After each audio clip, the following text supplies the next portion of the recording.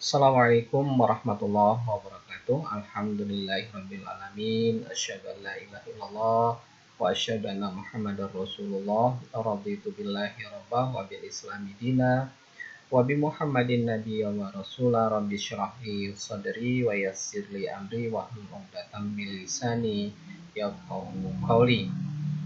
Senang sekali berjumpa dengan Anda dalam mata kuliah produksi hijauan pakan.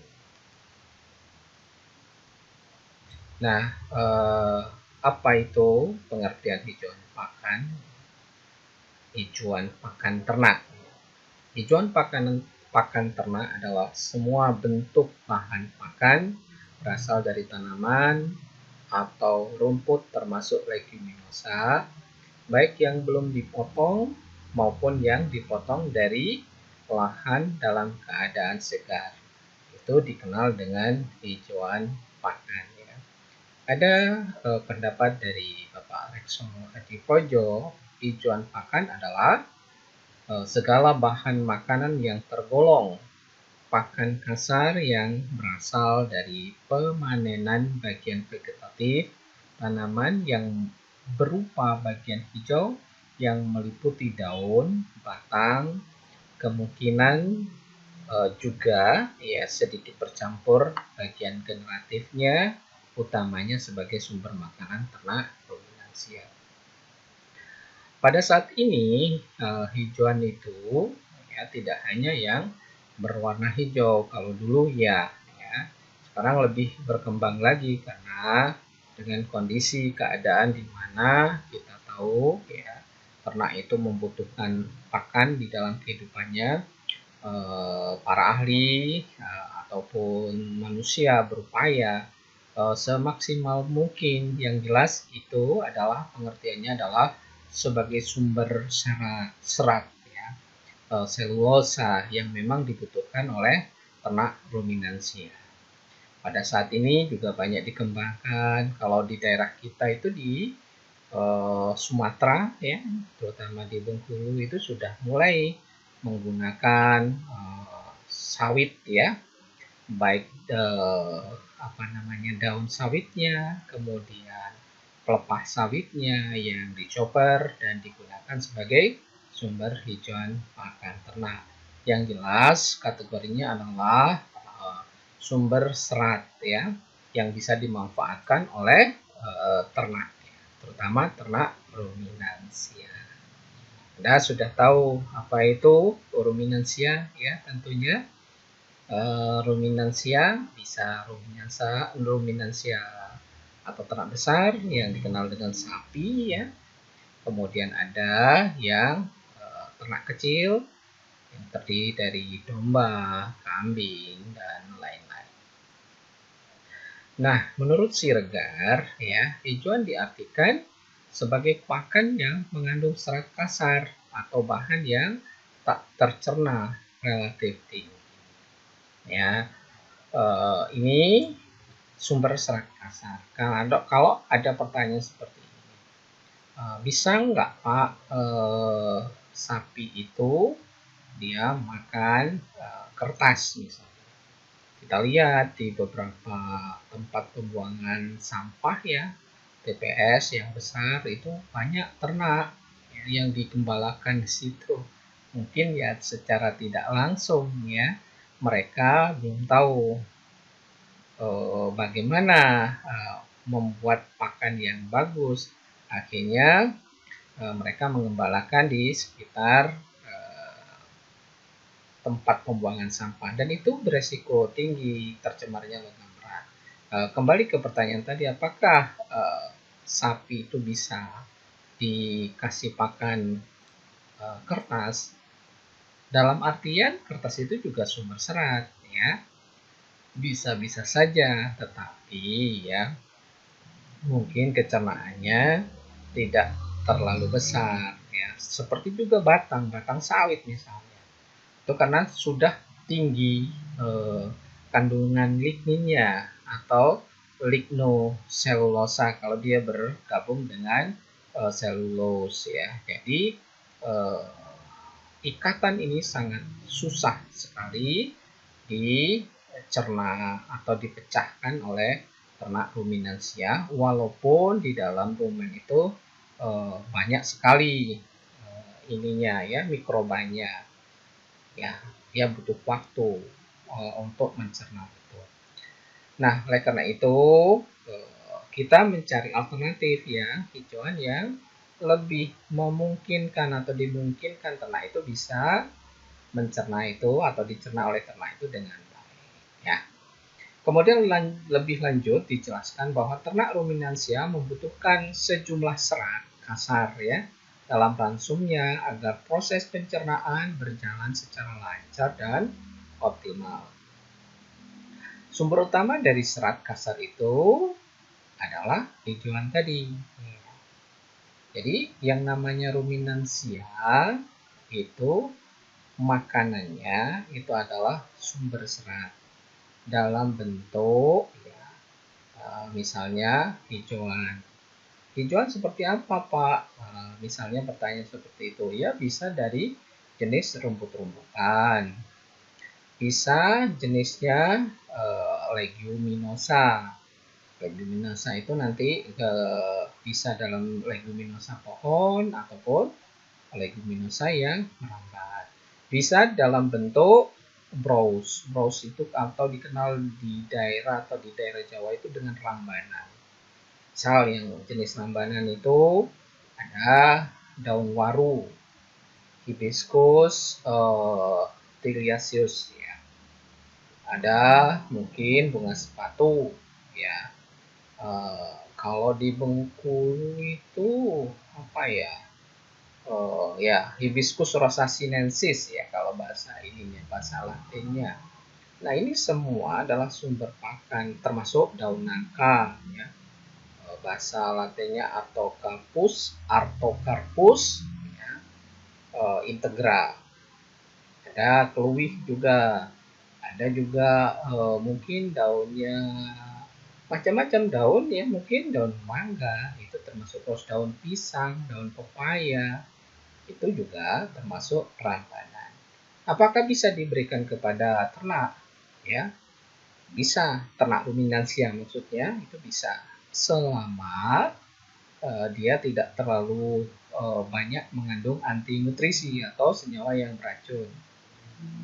Hati-hati kalau misalnya memberikan rambanan dari singkong karet misalnya, ya, itu beracun ya, ada sianidanya ya, seperti kopi Jessica dulu pernah heboh ya. Oke, kita lanjut ya. Kemudian identifikasi genus atau spesies hijauan pakan menjadi semakin penting untuk dilakukan, mengingat semakin pentingnya arti hijauan pakan bagi kebutuhan ternak ya. Kemudian identifikasi hijauan pakan khususnya rumput dapat dilakukan berdasarkan pada tanda-tanda karakteristik vegetatifnya ya. Termasuk kelompok makanan hijauan ialah bangsa rumput atau Gramineae ya, Leguminosa, dan hijauan dari tumbuh-tumbuhan lain ya, seperti daun nangka, daun waru, dan sebagainya. Seperti yang Bapak jelaskan tadi, bisa dalam bentuk rumput-rumputan. Ya, termasuk misalnya padi itu adalah jenis rumput-rumputan, tetapi ya tidak mungkin dong kita memakai padi untuk pakan ternak ya, kecuali kalau padinya itu puso, tidak ini lagi apa namanya, tidak menghasilkan. Biasanya kalau terjadi ini kekeringan dan tidak sampai dia ada bulirnya, itu puso, ya silahkan Anda berikan kepada ternak ya. Salah satu syarat misalnya hijauan ataupun dari jenis rumput-rumputan ini atau padi ini, atau mungkin Anda mendapatkan sesuatu yang baru ya, hijauan yang baru, itu tidak boleh bersaing dengan manusia. Kenapa misalnya daun sawit itu tidak atau boleh atau silahkan dipakai untuk makan ternak ya, karena tidak bersaing dengan manusia. Tidak ada orang yang mau makan ini daun sawit kan. Nah, hal-hal yang seperti itu menjadi pertimbangan kita. Biasanya kita menamakan hal itu adalah limbah perkebunan ataupun limbah hasil pertanian. Misalnya ada beberapa petani menanam kacang-kacangan atau kacang, ya. Kacangnya dipanen, jeraminya atau daun hijauannya itu adalah diberikan kepada ternak. Tapi perlu diingat, kalau sudah seperti itu biasanya kandungannya itu sudah kurang bagus ya, karena sudah tidak hijau lagi. Maka ada istilah kita itu adalah limbah pertanian atau jerami ya. Oke, sedangkan rumput dalam pengelompokannya dibagi menjadi dua, yaitu rumput potongan dan rumput pengembalaan ya, dengan mempunyai karakteristik tertentu ya, masing-masing itu untuk rumput potong dan rumput gembala. Yang termasuk dalam kelompok rumput potongan adalah rumput yang memenuhi persyaratan. Misalnya dia memiliki produktivitas yang tinggi. Jelas kita inginkan seperti itu. Jangan sampai petani atau peternak itu rugi. Kemudian tumbuh tinggi secara vertikal dan banyak anakan serta responsif terhadap pemupukan. Itu salah satu persyaratan kalau kita misalnya mengkategorikan rumput itu menjadi rumput potongan ya, itu dia tumbuh tegak tinggi. Ini beberapa contoh ya rumput potongan, misalnya rumput gajah ya, itu salah satu unggulan ya di ini, atau rumput raja king grass, itu salah satu yang banyak ditanam oleh peternak yang ada di Indonesia.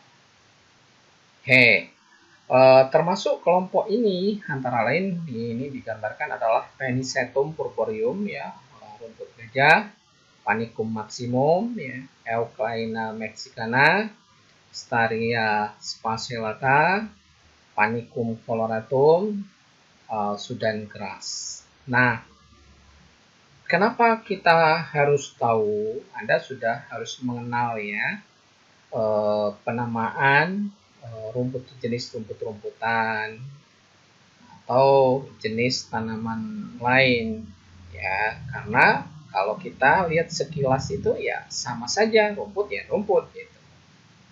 Nah, untuk itu kita perlu mengenal bahasa latinnya agar tidak tertukar ya dengan ciri-ciri, misalnya Penicetum purpureum ya. Jadi Penicetum purpureum itu ya rumput gajah nanti dengan ciri-ciri tertentu. Nah, perlu diingat ya, untuk penulisan pertama itu hurufnya kapital huruf besar ya. Ini Panicum misalnya maksimum, tetapi kata kedua itu adalah huruf kecil.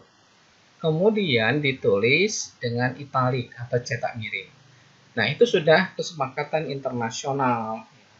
Kalau Anda nanti penelitian tentang rumput ataupun ternak ya yang mengharuskan atau membunyikan nama latinnya ya, atau diharapkan Anda memberikan nama latin karena jangan sampai tertukar ya. Misalnya ayam itu banyak ya.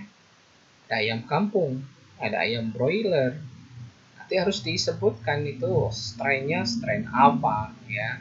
Seperti rumput juga banyak. Nah, rumput yang mana? Kalau rumput kita tidak bisa bedakan gitu ya dengan nama itu, maka akan jelas gitu. Nah, ingat ya bagaimana nanti menulis secara benar di dalam ini penulisan karya tulis nanti. Mau tidak mau Anda kan akan membuat skripsi ya, skripsi nanti di akhir perkuliahan semester mungkin ya, sekitar semester 6 lah Anda sudah mulai dari proposal, nanti sudah mulai menulis untuk persiapan membuat skripsi Anda. Kemudian rumput gembala merupakan jenis rumput yang memiliki ciri-ciri antara lain ya, tumbuh pendek atau menjalar dengan stolon, tahan terhadap renggutan ya, atau injakan, memiliki perakaran yang kuat dan tahan kekeringan. Nah, pertanyaan yang sederhana, kenapa harus seperti itu gitu ya? Misalnya tumbuh menjalar dengan stolon, tahan terhadap renggutan atau injakan. Kalau ditanya seperti itu, kenapa alasannya? Kenapa misalnya potongan harus tumbuh tinggi? Ya? Kenapa yang rumput pada pengembalaan itu harus menjalar dan tahan renggutan dan injakan? Ya, itu karena bagaimanapun sapi itu mulutnya itu tidak ada mesin pemotongnya atau tidak ada guntingnya. Ya, maksudnya di sini adalah cara mengambil atau memotong dari rumput oleh ternak itu adalah ditarik atau direnggut istilahnya ya, digigit ya, kemudian ditarik.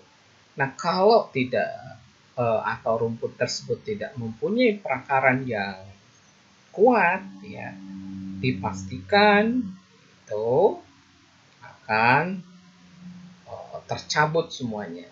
Akibatnya apa? Padang rumput itu akan menjadi rusak ya. Kemudian yang berikutnya adalah tahan injakan ya. Ada pertanyaan sederhana, Pak, itu bagus sekali padang golf itu, Pak ya. Bagaimana rumput yang di padang golf itu kita jadikan sebagai tempat pengembalaan ya. Yang pertama, produktivitasnya padang golf itu ya, tempat rumput yang di golf atau lapangan sepak bola lah, tapi jangan rumput yang sintetis ya, nggak bisa dimakan, itu tidak tahan injakan. Kita tahu seberat orang itu ya, seberat-beratnya orang atau bobotnya orang itu paling ya sekitar 100 kilo, mau 150 kilo juga terbatas.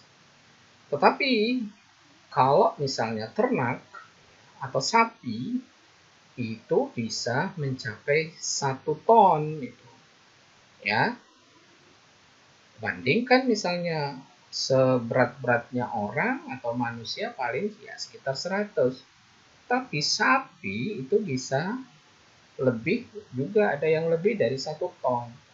Bisa dibayangkan kalau misalnya lahan pengembalaan atau pada pengembalaan atau rumput itu diinjak ada misalnya sampai 1000-an sapi atau jangan 1000, 100 sapi, ya hancur lebur itu tempat pengembalaan itu.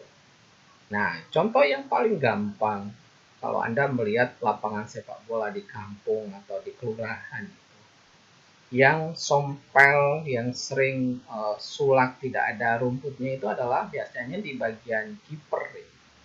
Karena di situ intensitas bagaimana aktivitas menginjaknya terlalu besar. Nah, itu cuma 100 kiloan ya paling berat. Nah, kalau sapi bisa 1 ton ya bisa rusak gitu ya. Jadi itu kenapa salah satu spesifikasi daripada rumput itu harus tahan renggutan dan tahan injakan, serta memiliki keperakaran yang kuat dan tahan kekeringan ya. Beda dengan rumput potongan. Tahan kekeringan juga biasanya yang namanya padang gembala atau padang rumput itu kan sangat luas ya. Ya, yang bisa menyiramnya kalau pas terjadi hujan. Kalau tidak terjadi hujan, bagaimana kita menyiramnya? Termasuk kalaupun dikasih irigasi ya agak susah gitu ya. Seperti itu. Kecuali rumput potongan memang mungkin bisa diintensifikasikan atau dikasih alat yang bisa menyiram, itu juga bisa ya. Ada sprinkle-nya misalnya. Nah, yang termasuk kelompok ini antara lain rumput Brachyaria brisantha, Brachyaria ruziziensis, ada Brachyaria mutica, ada Paspalum dilacatum, Digitaria decambans, Chloris gayana, African stargrass, ya, Cynodon Plactostachyrus, ya, itu juga bisa digunakan sebagai rumput untuk padang pengembalan dengan spesifikasi yang digambarkan seperti di atas. Kemudian hijauan pakan jenis leguminosa atau polong-polongan memiliki sifat yang berbeda dengan rumput-rumputan. Jenis legum umumnya kaya akan protein dan kalsium, ya. Dan leguminosa juga memiliki bintil-bintil akar yang berfungsi dalam mensuplai nitrogen, di mana di dalam bintil-bintil akarnya ini ada bakteri bertempat tinggal dan berkembang biak, serta melakukan fiksasi atau penangkapan nitrogen yang bebas di udara. Nah, ini Pak, kenapa butuh legium? Ya, leguminosa ini ya mungkin Anda belum tergambar apa sih leguminosa. Ini adalah sebagai sumber protein nabati dan itu banyak mengandung asam amino yang dibutuhkan oleh awalnya oleh bakteri ya. Bakteri yang ada di dalam rumen, tetapi setelah itu bisa saja ada yang bypass ya, protein bypass yang masuk langsung di dalam proses penyerapan ya. Jadi ibarat Anda makan ya, kan ada istilah ada sumber karbohidrat, sumber protein, mungkin ada lemak, vitamin, mineral gitu ya. Ada istilah 4 sehat 5 sempurna. Nah, ternak juga butuh gitu ya, butuh sumber protein untuk menopang hidup pokoknya, termasuk untuk menopang untuk produksi, misalnya untuk produksi susu, produksi daging dan sebagainya. Nah, itulah sebabnya penanaman campuran merupakan sumber protein dan mineral yang berkadar tinggi bagi ternak di samping memperbaiki kesuburan tanah. Nah, kaitannya memperbaiki kesuburan tanah ini kan berhubungan dengan aktivitas tadi ya, mikroba atau bakteri yang bisa berkembang di bintil akar. Nah, kalau tidak percaya Anda nanti bolehlah suatu saat Anda kebetulan nanam kacang tanah ya, Anda cabut ya. Di kacang tanah itu ada bintil-bintil yang tidak beraturan. Di samping ininya ya, di samping memang biji kacang tanahnya itu suka ada ya di akarnya itu bulat-bulatan yang tidak beraturan. Nah, itulah di situ berkembang bakteri yang bisa memfiksasi nitrogen dari udara. Jadi komponen udara yang ada di sekitar kita itu bukan oksigen yang paling banyak, tetapi nitrogen. Ya. Nah, yang bisa memanfaatkan ini adalah ada beberapa bakteri yang memang punya kemampuan untuk memfiksasi N itu, sehingga dibenamkan. Di samping kalau ada rontokan dari daunnya. Ya, contoh misalnya ya, kenapa misalnya untuk meningkatkan kesuburan itu ditanam dari pohon, misalnya pohon leguminosa, misalnya ada lamtoro, petai Cina, atau kemelandingan ya. Itu adalah salah satu di daunnya itu begitu dia jatuh menjadi serasa, itu menjadi sumber protein karena memang kandungan proteinnya lebih tinggi dari hijauan biasa seperti dari jenis rumput-rumputan. Kalau di Bengkulu itu banyak juga gamal ya, angsana juga ya, kemudian turi ya. Mercury atau dikenal dengan Sesbania grandiflora ya. Oke, kita bagaimana kondisi umum hijauan di Indonesia? Ya, kita tarik kembali ke kondisi kita ya, umum hijauan di Indonesia. Indonesia itu merupakan negara agraris atau daerah agraris, termasuk di Bengkulu ya. Biasanya prioritas lahan subur dan irigasi untuk tanaman pangan, sedangkan hijauan pakan ternak menempati tanah-tanah yang kurang subur, tanpa irigasi, dan tanah terlantar atau lahan marginal. Jadi sisa-sisanya yang digunakan sebagai kita menanam rumput. Padahal harusnya tidak demikian, karena itu akan mengganggu produktivitas ternak. Bagaimana ternak itu nanti bisa tergambar ya. Bagaimana ternak itu bisa tumbuh dengan baik kalau pakannya kurang ya. Nah, ini harus dipikirkan bersama ya. Biasanya nanam rumput itu ditanam di tanah yang tidak subur, sisa-sisa. Padahal kita pengen memberikan yang terbaik untuk ternak ya. Bahkan tidak mungkin itu dilakukan. Mindsetnya harus dirubah. Jadi benar-benar kalau misalnya kita mengusahakan ternak, usaha ternak sapi, baik potong ataupun perah, ataupun domba, kambing ya, itu harus disiapkan hijauannya dengan baik ya. Tidak, maka produktivitasnya tidak bisa tumbuh atau berkembang, pertumbuhannya menjadi kurang optimal. Kemudian peternakan ruminansia merupakan komoditas ternak unggulan di pedesaan, meskipun tujuan bukan semata-mata untuk komersial. Kalau di peternak rakyat biasanya masih sebagai kampungan dengan mengambil pakan mungkin di pinggir-pinggir, di tegalan, ataupun di pematang-pematang sawah atau limbah pertanian atau perkebunan. Jadi sisa-sisa. Sebetulnya kalau seperti ini ya kurang bisa optimal nanti di pertumbuhannya. Apalagi memang diusahakan seperti di perusahaan itu tidak bisa. Wajib hukumnya untuk membuat kebun rumput yang benar-benar standarnya kita pelihara seperti standar kalau kita membuat atau memelihara tanaman pangan. Karena rumput juga makhluk hidup, ya sama. Tidak ada bedanya misalnya kalau kita memelihara padi di sawah ataupun jagung ya di tegalan. Oke. Iklim tropis basah yang mempunyai dua musim, kemarau dan hujan. Karena hijauan ditempatkan pada lahan yang kurang subur dan tanpa irigasi menyebabkan terjadinya fluktuasi produksi hijauan.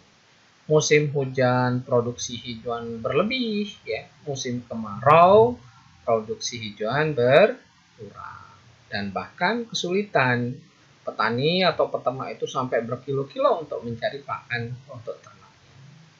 Untuk produksi ternak yang tinggi, pakan harus kontinu, baik dari aspek kuantitas maupun kualitasnya. Ini harus ada setiap saat, karena tidak ada bulan Ramadan atau bulan untuk puasa untuk ternak.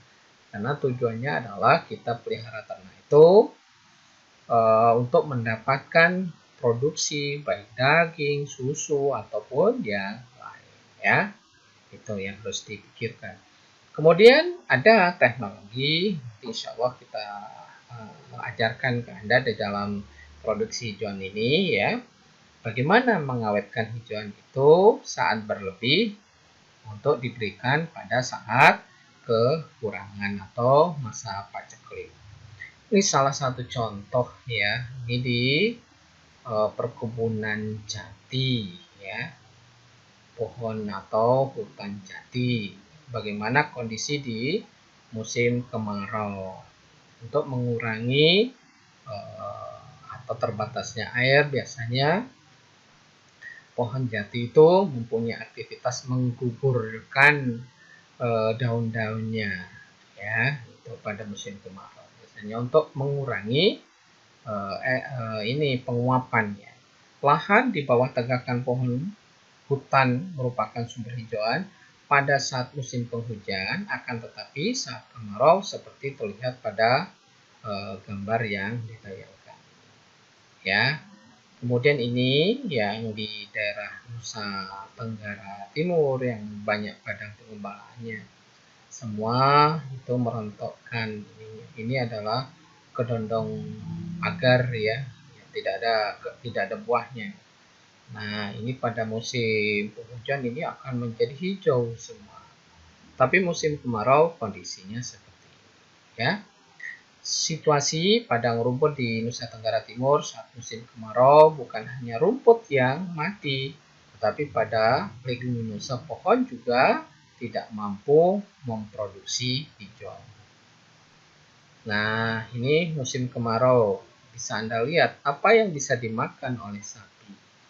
Pada saat seperti ini, ya, rumputnya nggak ada. Akhirnya apa yang terjadi?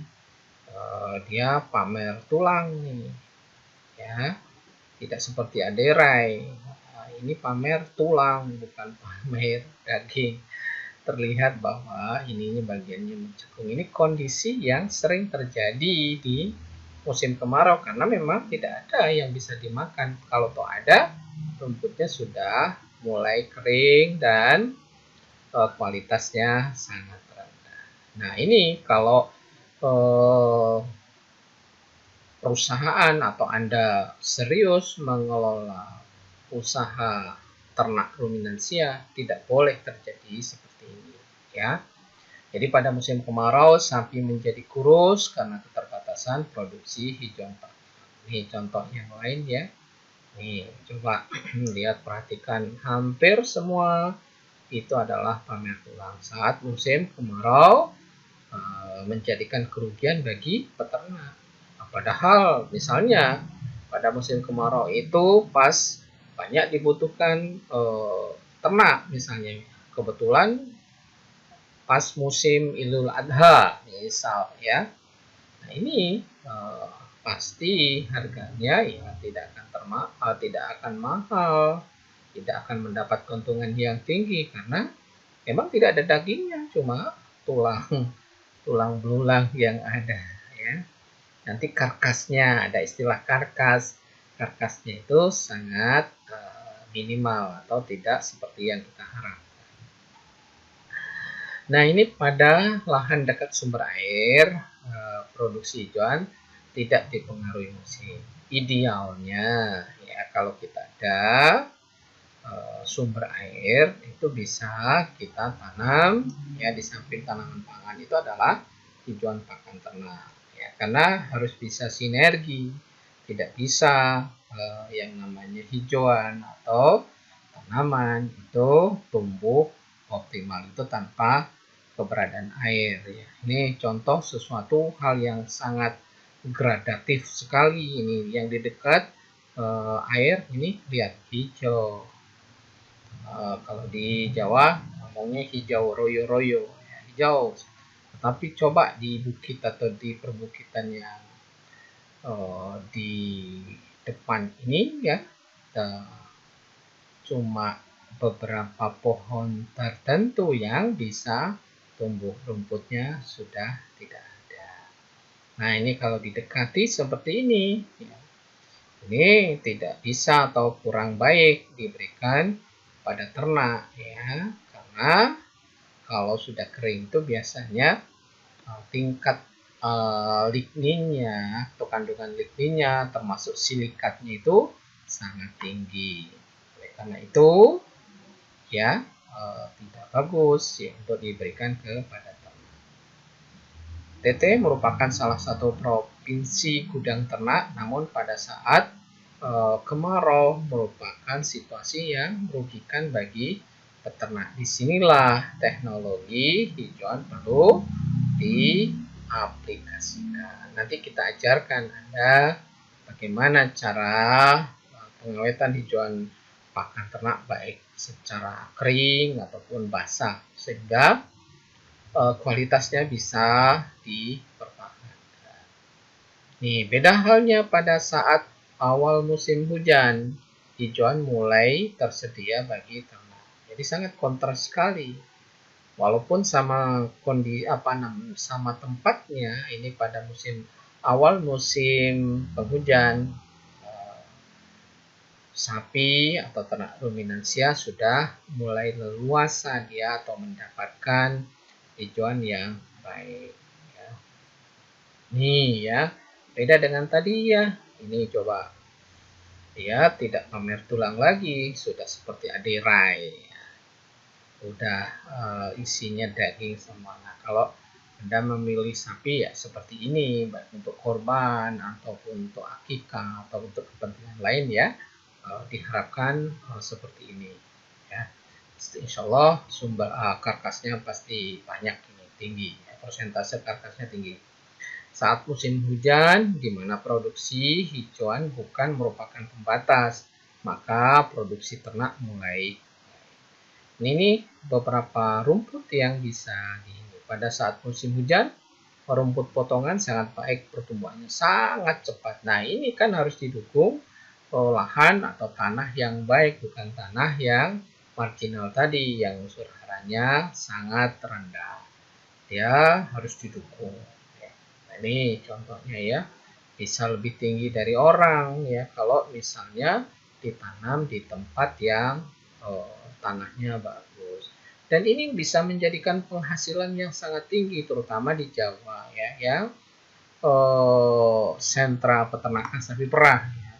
Mereka bisa hidup dengan hanya menanam rumput. Ya. Kalau misalnya dibanding dengan maaf ya, bukan ini ya, bukan menjelekkan menanam padi. Menanam padi itu panennya 3 bulan ya. Setelah panen ya umur 3 bulan, setelah itu diolah lagi. Nah, kalau rumput ya, setelah mungkin sudah optimal itu memang umur 3 bulan ya. Dipotong, nanti kan nggak usah nanam lagi, akan tumbuh anakan lagi, tumbuh tunas lagi dan seterusnya. Dan bisa diatur setiap seminggu sekali. Kalau misalnya punya lahan yang cukup luas 1 hektar itu bisa bergilir. Jadi bisa mendapatkan pendapatan harian itu bisa ya. Misalnya punya 5 hektar itu bisa setiap hari kita panen. Dan harganya lumayan kalau di daerah sentra peternakan seperti di Pangalengan, seperti di Bogor juga, di daerah Cisarua dan lain-lain ya. Itu sangat menjanjikan dan bisa menyekolahkan anak-anaknya atau bisa mensejahterakan petani peternak ya, hanya dengan membuat kebun rumput. Ada cerita juga sebetulnya di daerah Kepayang itu. Dulunya dia petani kopi.